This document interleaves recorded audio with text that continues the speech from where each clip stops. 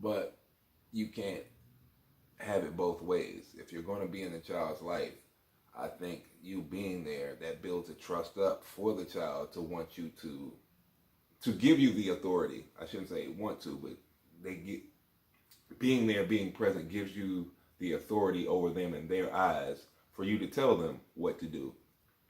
But if you don't have that rapport with them, that's kind of just like a stranger coming up to you and trying to tell you what to do in a way, even though they have this title over you. Um, I'm noticing just this child is not even mine that I'm dealing with, but seeing him grow, he's at a very leapy time in his life, and I mean he's going to grow from leaps and bounds. Within the 18 months that I've been going out with this girl, this kid has gone from basically saying one word to describe basically a paragraph. He's actually saying the paragraph now. Going from basically being able to really walk well to riding a bike, and sometimes with no hands, doing tricks, doing different flares with his body, like working out, trying to do push-ups, trying to do flips, somersaults, gymnastics, acrobatics. And these are all things that the father is missing. These are all things that I am seeing. And so just trying to picture life through him, I think he wants the child to view him as though he's done all these things that I'm doing with this child, but he has not. And I know that must hurt, but also he's not really putting forth the effort to be in the child's life in that way. When I grew up, a friend of mine, his parents had split. His father lived probably about 2 miles away. Every day after school, of his schooling, and I mean from third grade until high school, his father was there after school every day to see him. We were all kind of bad, but the father would take him and his drunk friends to play football with us, basketball with us, take us fishing.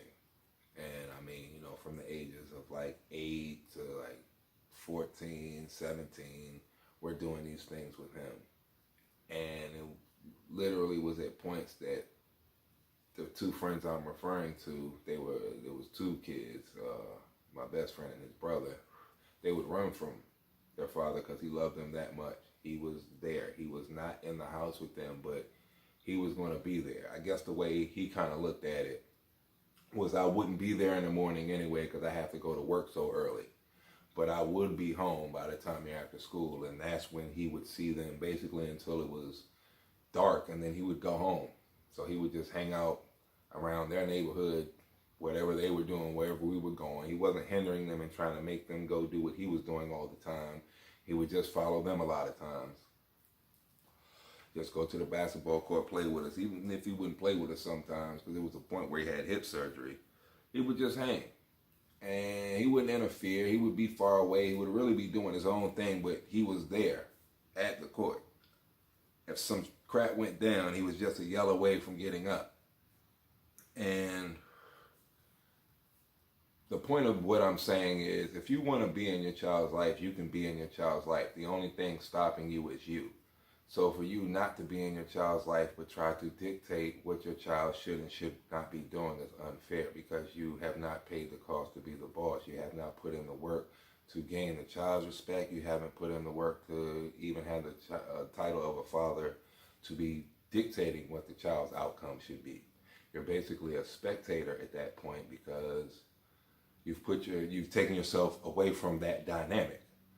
That's the sacrifice part. You're sacrificing yourself when you become a parent to better the child. If you can't do that and you are still in your self mode and not in the parent mode, I think you're really cheating everybody, and you can't be mad at whatever happens when you take yourself out of the equation in the future of your child's life. I mean, you miss the riding of the bikes. You miss the forming of the sentences. kid getting sick and getting hurt and having to be there. He's the one that you call for. Being excited when you get them things, or being excited about something and wanting to show you. Like, that's really kind of what parenting seems to be to me. This child trusts you, and the more he grows, the more he can express that he trusts in you by the things. Can you kiss my boo-boo? Can you, I need to take medicine. Do I feel hot? Like, whatever you say kind of goes. Like, oh, you're fine. You're not hurt. They kind of take that to heart. They're depending on you. You're the center of their existence, how they're living, how they get to and fro, what they're learning, how they're eating,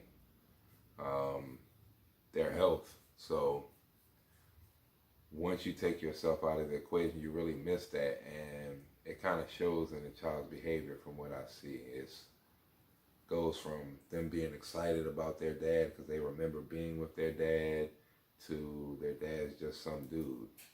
Like, your grandma's on the phone, oh, hey, and then it's over.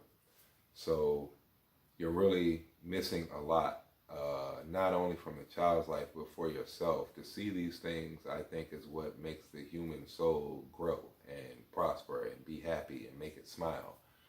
Makes you fulfilled as a human being to see a child enjoy.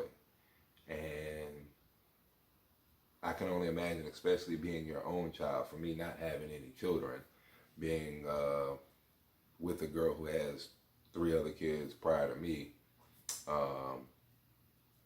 just their joy from seeing me, I can only imagine if I was their real dad, how that would be amplified, and that would be something that really is priceless. I wouldn't give up, and I think stepdads, biological fathers, really miss that for whatever reason when they step out on the kids, whether it's selling drugs and you go to jail, or whatever you do to go to jail, being a habitual cheater and that not working out, being abusive,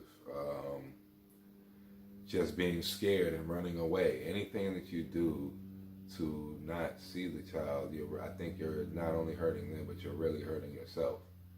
And I guess ultimately that hurts society. What did Chris Rock say? Go home and take care of your kids before they rob me in 10 years. Something like that. So if you have any comments, you think I'm wrong, you want to expand on it, just go ahead and leave something down. Like if you want, share. Enjoy your night.